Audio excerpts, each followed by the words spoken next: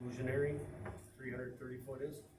Coupled with a 5 times tower height setback requirement from every feature that was listed, most plainly it couldn't be cited anywhere. What if you use the setbacks that you were talking, not the 1.2 times, but the footage that you were talking from the tower to the now the property line? It's staying at the max of 330. Yeah. Yeah, practically speaking, there is nothing being built like that anymore. That's an outdated technology that, But they could, so it's not exclusionary, correct? well, no, it's either exclusionary or has the effect of excluding, which means that you can either flatly prohibit something, or if you have something that makes the project technically infeasible, that is equally exclusionary. So if it would be impossible because nobody would finance, nobody would build, it wouldn't be practical to generate energy with a turbine that small, it would have the effect of prohibiting the use. So what if technology is advancing and there are better turbines that are smaller that could come in? I really feel like we're catering to an industry that gets bigger and bigger because they know the areas they're picking do not qualify as windy areas. And saying that, well, that's exclusionary, no, it's exclusionary to a company that refuses to investigate and invest in technology that's improving and getting smaller. So I'm concerned that we're letting an industry that hasn't really proven itself to go for the truly economic structure. Like I have said before, there could be a company out there that would come in and with a contract with every homeowner say, can we put a cylindrical wind turbine on your house for receiving free the extra energy you produce? I think we're being too close-minded on what wind energy looks like, and always being afraid of the court battle. I would also ask, what about, I understand Sydney Township has an insurance policy to handle litigation, and they had that in place during the time that they were putting in their septic systems, and they had to use it. Why don't we investigate something like that to protect our citizens rather than say, well, we'll protect you by not protecting you, by allowing a large. I guess, one thing I would like to say about what your comment is, Cindy, you're saying these companies are coming in, they're getting bigger and bigger and bigger. Let's go in a different route here. You look at any industry around the world anymore, there's no mom and pop farms anymore, correct? Everything's getting bigger. It's just more efficient. In education. Well, it's efficient for big, but it's not efficient for the farmer who was education, surviving. Would it be better if we go back to country schools? Yes. Or is it better? Yes. It would be more efficient now to go to country schools with the technology, because the technology is advanced so far that if you gave me 20 kids in a classroom with the technology we have. But you wouldn't, but then the technology has gotten bigger and bigger. Smaller You would and have to smaller. go back. They actually have 80 foot, I got it on my phone. They have 80-foot towers that spin like this. And they could be put most anywhere. To get the same amount of energy. They could be put most anywhere. Right. In corners, I mean, you could still have your setbacks and stuff.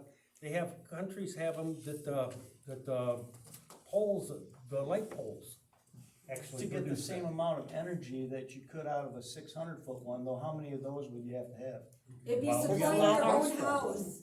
You'd have to have thousands of those. But if it was supplying each individual home, we would more than meet the government's requirement to go green. Except the investors in the big corporations wouldn't make money. Yeah.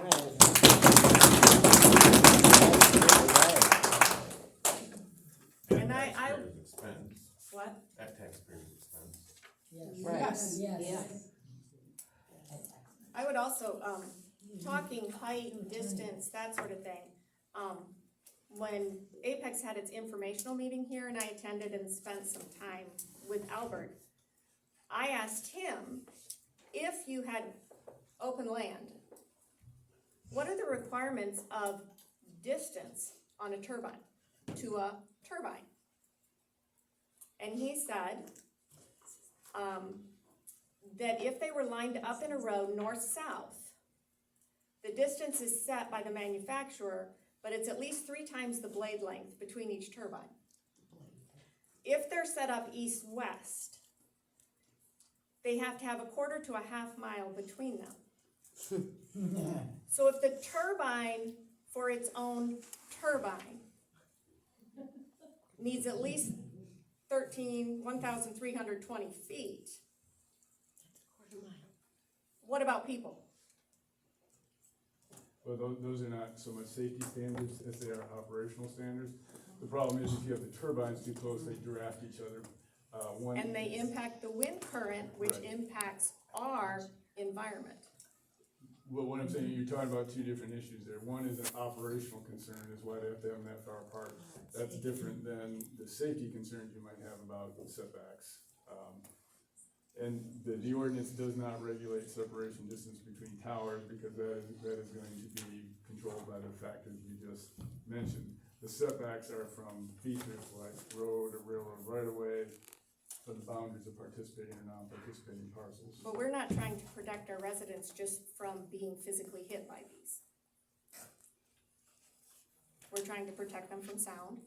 Which is why the sound provisions do that, and really, there's nothing, no added layer of benefit by shrinking them, if you've got maximum sound levels. Because if they've got to operate in a way that meets the sound levels regardless of how loud or how far set back they are.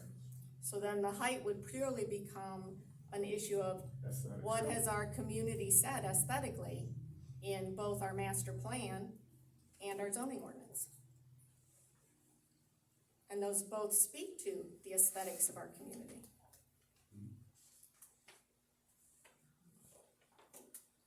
I'm not sure what roads got to do with it either. If your property ends at the road, Safety of drivers. it ends at the road. So it would, you know, you got a Your different, property line goes to the center of the road, you pay your taxes to the center of the road.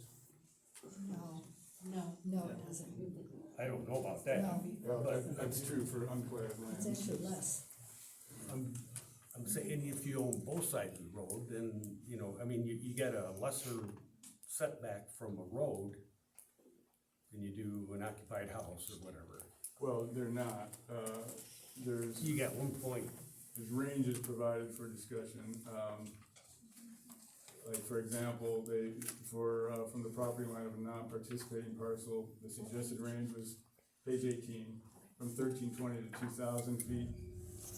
Road right-of-ways, it was 1.5, the tip side put, or a minimum of 1,000. So it's somewhat less from road right-of-ways as opposed to non-participating parcels. why would that be though? If your property ends even in the center of the road, why would that be a lesser requirement? Well, it's not, it's a it's a lesser requirement for the roads as compared to non-participating parcels. So But there's more protection provided setback-wise to non-participating parcels. But what if the non-participating parcel is across the road? Well, Which one you have to overrules? comply with both. And is that something that's understood or state? It's stated that way. You have to have, you can't pick and choose which standard you comply with. every turbine would be subject to every one of these setback standards. So if I own land on both sides of the road, and I'm participating on both sides, or I'm a participating owner, then I would only have to follow point C, the 1,000-foot minimum. But if I own on one side of the road, and across the road is non-participating, then you would have to follow point A, the greater of the two. Yeah, whichever, I mean, it's not always the greater, because you just you have to satisfy every one A through F, no matter what you are. Now, if you're participating versus non-participating, there's a lesser distance, that's the only one that's either or. But you need to be a minimum of 1,000 feet from the road, and hypothetically, if you pick 2,000 feet from the boundary of a non-participating So party. those are all ands. They're additive requirements. What are met towers? Net towers are what are put up in the pre-construction sound stage to test the wind.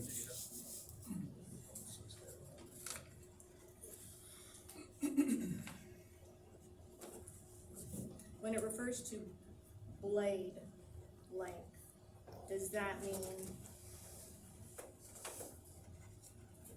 I know this sounds silly, but the diameter of the circle the blade spins, or the individual blade? Just for understanding.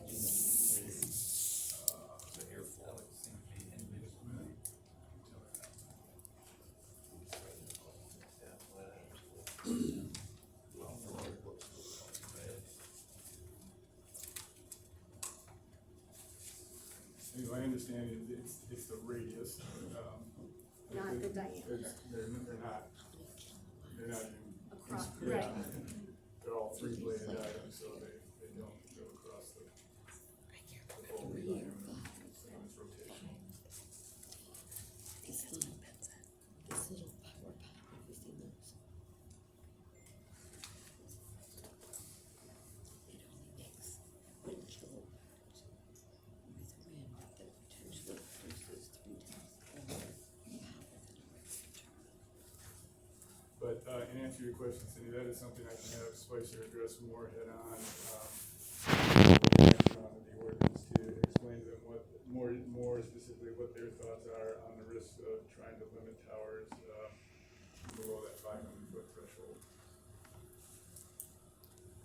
Yeah, because prior to that, 330 wouldn't have been too restrictive. But now towers are bigger, it's too restrictive for them. So the bigger they get, then it's still gonna be too restrictive for them. Until you max out at a certain point. Well, once they're, So they'll never be satisfied with it. well, once, All they gotta show is hypothetically, too restrictive. a project comes in and is approved under the standard, well, then you're forever insulated from being exclusionary because the use is here. So it doesn't really matter at that point. If technology changes, well, you've already approved the use, you're not exclusionary, so,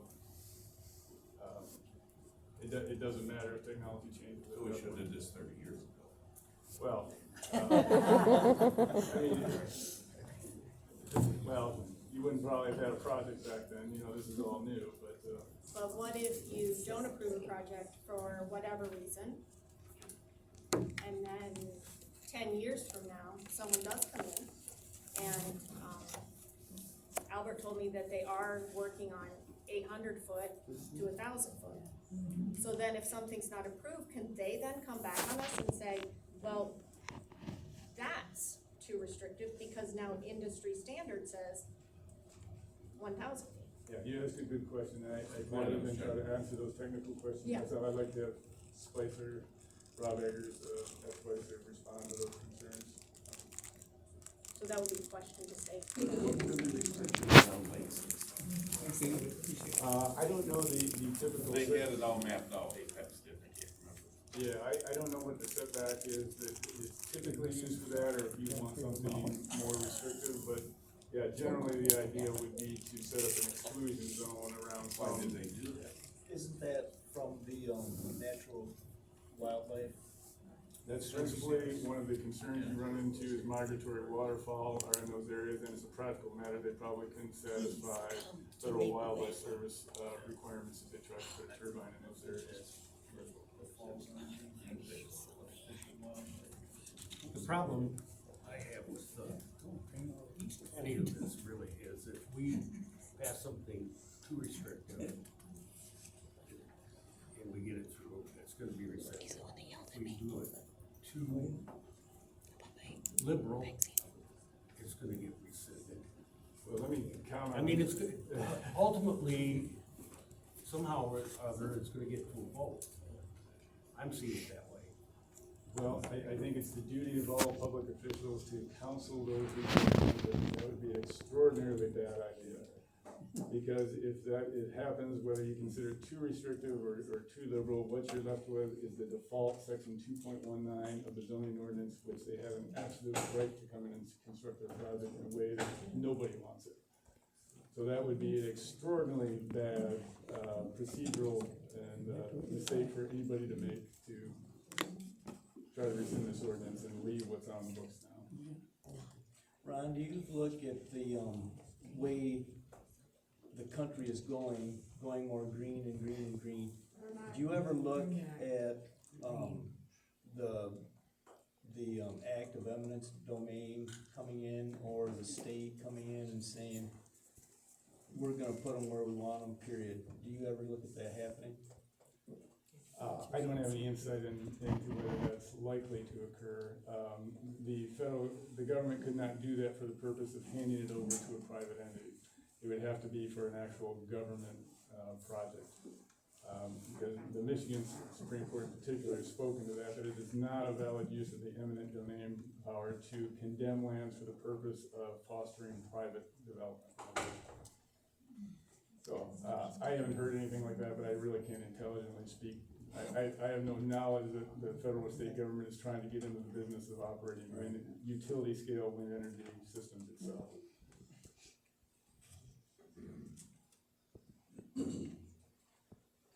Anyone else got questions for Ron?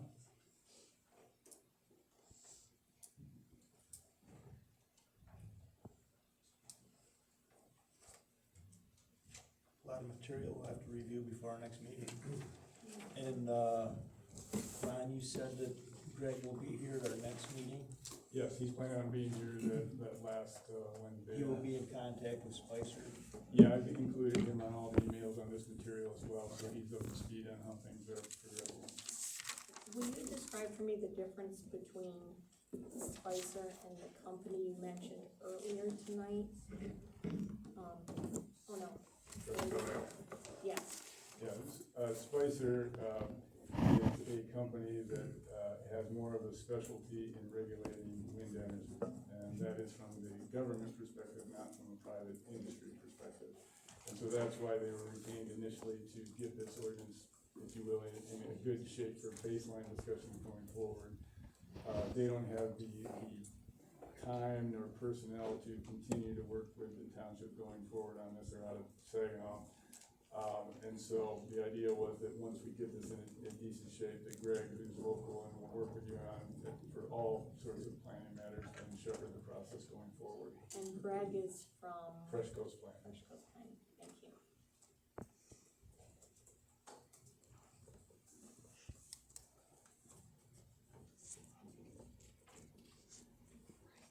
It's for the aircraft.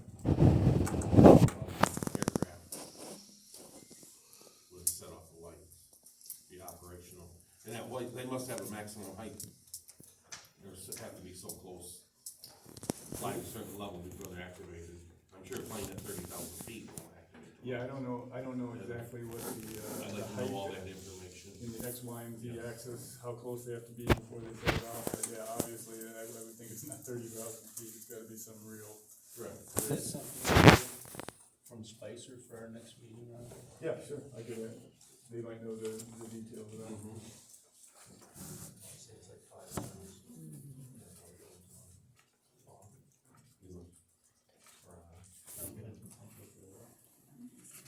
That could be kind of a cool technology if we have that, because the other part of the state, they're always on.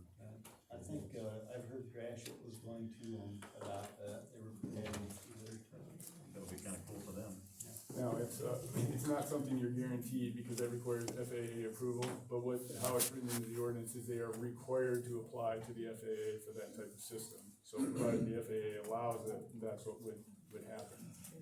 But it's out of the township's jurisdiction to decide whether in fact that would be allowed. Well, yeah, it's be able to regulate. Yeah.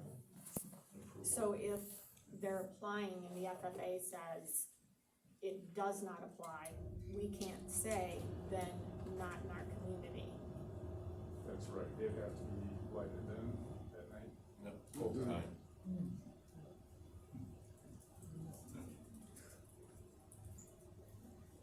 Or they flash, actually, not constant. If you, I looked at one- 5 towers, so I don't.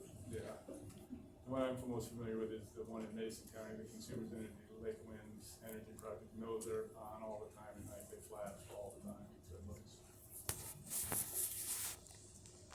Any other questions for Ron?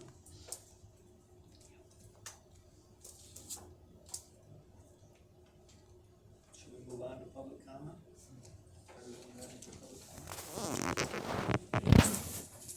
Okay, we'll open it up for public comment, 3 minutes limit, state your name, so Cindy can get it in the minutes, and, let's go ahead and start, who wants to first?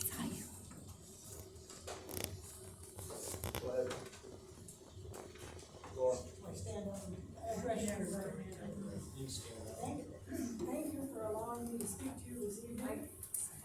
I know your name, Oh, I'm but Laura we need Engel. everybody to say it, thank you. Laura Engel, Douglas Township. Sorry about that. Thank you for allowing me to speak to you this evening. Larry and I appreciate your willingness to serve the township. Your work is often thankless, and none of you are getting rich doing it. The reward is the service you are providing to all of us. Larry and I have signed a lease with Apex. One reason for doing so was to receive a benefit in the form of an annual lease payment. However, for both of us, the first of 2 far more important motivators was to see our community benefit from the taxes the Turbine program will provide. The second was to be a small part of a program that will provide a clean energy source to alleviate the ever-increasing demands on an already stressed electrical grid. Wind turbines produce no air pollutants, use almost no water, and do not contribute climate-altering emissions. Those who Google for scientific knowledge about dire health problems caused by turbines can readily find them on sites headed like, "I hate windmills and turbines suck." However, reliable science has already dismissed negative effects of health, safety, and welfare to the community caused by turbines. World-respected authorities like Dr. Jeffrey Ellenbogen, who made a year-long study of the subject, have discounted these old wives' tales. The only ill effect caused by turbines happens when people who detest turbines so much that they work themselves into a state of illness.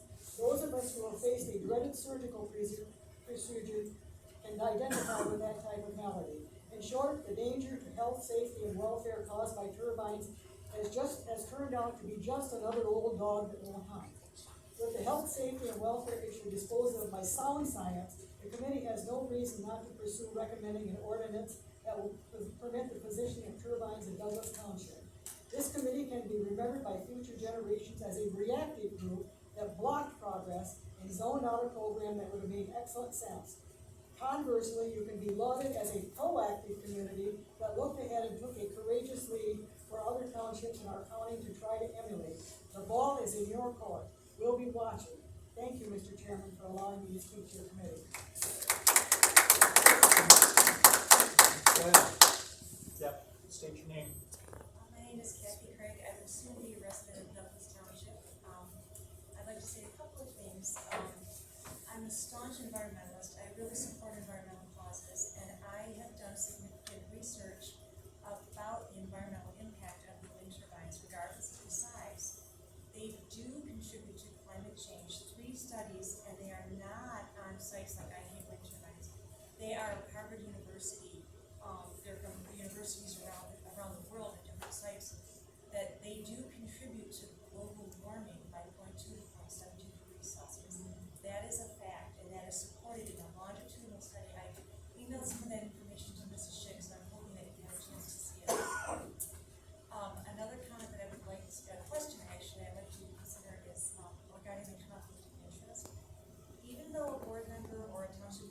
commission member might not have a signed turbine right now. I'm curious if there's a time frame to where that would become a conflict from voting to signing. And what does that look like? I guess that might be for Mr. Noel. This is a, I'm sorry. this I know, isn't Mr. a Reddick. question and answer, it's public comments. I know, it's a consideration, a thought that popped into my head during tonight's meeting, so that is my public comment, so thank you very much. Yeah, say your name. My name is Wendy Swatala, Douglas Township resident.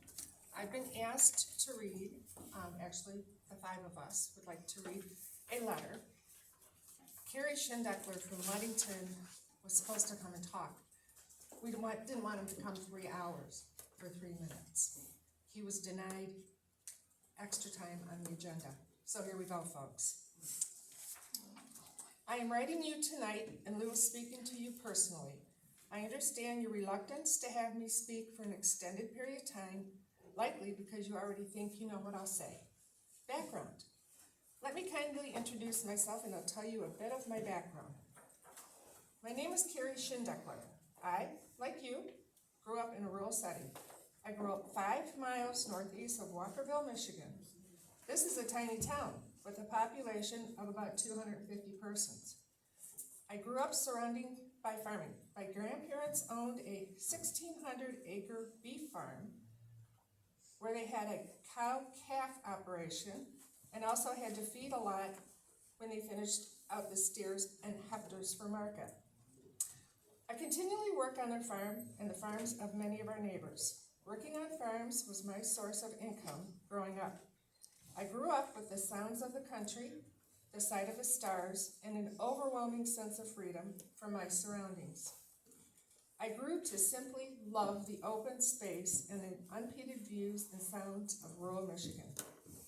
I graduated from 2 colleges, North Michigan University, an AAS in Engineering, Drawing, and Design, and Central Michigan University, a BS in Geology and Industrial Engineering Technology. I live in Michigan, Montana, Alaska, and Kansas. I held a Michigan residential builder's license for 20 years and built several single-family homes in the Ludington area. I held a United States Coast Guard 5-ton master license, which is a captain's license, and ran a charter boat business on the Great Lakes for 5 years. I own and operate an engineering design service and environmental operations and maintenance service, which I incorporated in 1990. My wife and I own and manage residential properties in Mason County. We also own well over 200 acres, which is used for agriculture and forestry purposes in West Michigan. I've held board of director positions on the Ludington Convention and Visitors Bureau, the Ludington Area Charter Boat Association, and the Mason County Walleye Association. I have been appointed by Mason County Commissioners to the Mason County Planning Commission, the Zoning Board of Appeals, as well as the State of Michigan Natural Rivers Zoning Board for the Pierre Marquette River watershed. Time's up.